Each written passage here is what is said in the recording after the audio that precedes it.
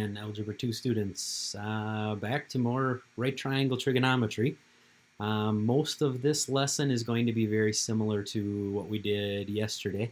There's a couple of new things that we're going to talk about today, though, and you'll notice those probably right away.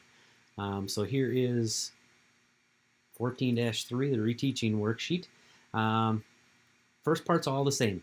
Here's your sine, cosine, and tangent ratio. Same stuff that we were talking about yesterday, same exact idea. The new part that you're going to see today are these three over here. And basically what this is this CSC stands for cosecant, okay?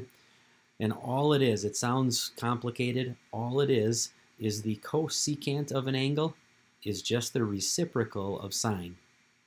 So just like sine was, the sine of angle A would be the opposite over the hypotenuse. So in this case, A over C.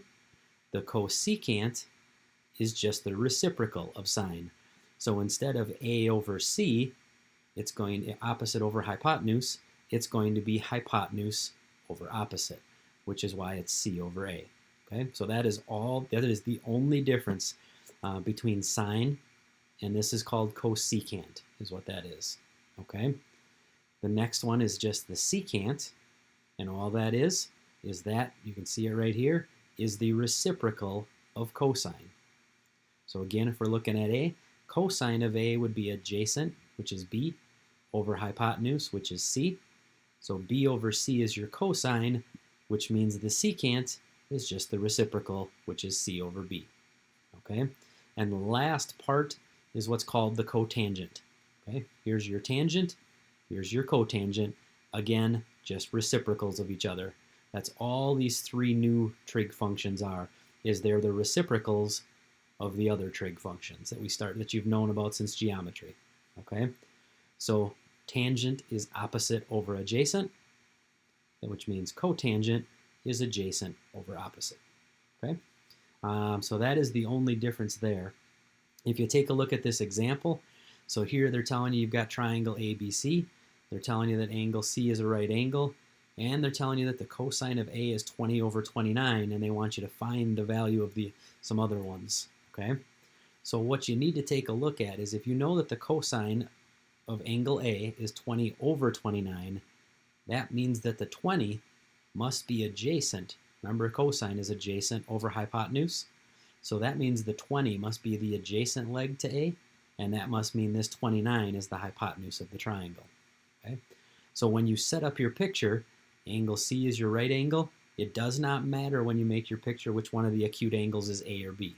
Okay, they chose this one to be A. They could have switched it around and had that one be A. But since this is A, that means this side length then has to be 20 because that's the adjacent, and 29 has to be the hypotenuse, and they're getting that from the fact that this ratio right here. The 21 in this picture, you can see it's just coming from a Pythagorean theorem problem, finding the missing part. And then once you've got your picture set up, then you're just finding the ratios that they asked you for. So to find the sine of angle A, that's just opposite over hypotenuse. 21 is opposite angle A, 29 is the hypotenuse, and there's your ratio and the decimal that goes with it. Cotangent, remember, is the reciprocal of tangent. So if we find the tangent of angle A, that's opposite over adjacent. So in that case, that would have been 21 over 20. Cotangent is just the reciprocal, so it's 20 over 21. And there's that part of it. Only difference down here is, notice now, instead of the sine of angle A, now we're finding the sine of angle B. So if this is angle B, there's your opposite is 20, there's your hypotenuse is 29. Okay? So they switched the angle in which you're determining opposite versus adjacent. Other than that, here's the first exercise, which is very similar, where you're going to take the information, draw a picture, and then find some different ratios. Okay. Backside is still pretty much the exact same idea. They go through and they give you some steps here on how to label the hypotenuse, label the adjacent, things along those lines. You can read through that, see if that helps, if you didn't already know how to do it. Again, you can take a look through the different pieces of information here, and this is exactly the same type of stuff that we did yesterday in the lesson. Okay. And then you just have some problems here that I want you to go through again. I would highly suggest you draw the picture and then go through and find the parts that they're asking you to find. Okay. One quick note, just as a heads up, remember lowercase letters are side lengths, uppercase letters are angle measures. So when they say that A equals 6, they're saying side A is equal to 6. And one thing you have to be aware of is remember that side A is always opposite angle A. Okay? So if you take a look in this picture, notice that angle B up here, opposite that is side B. Here's angle A, opposite that is side A. Angle C, side C. Okay? So just be aware that lowercase letters are side lengths, and those are always opposite the angle that goes with it when you're trying to draw these pictures. Okay.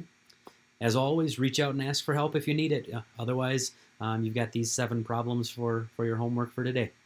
Good luck, and we'll talk to you again soon.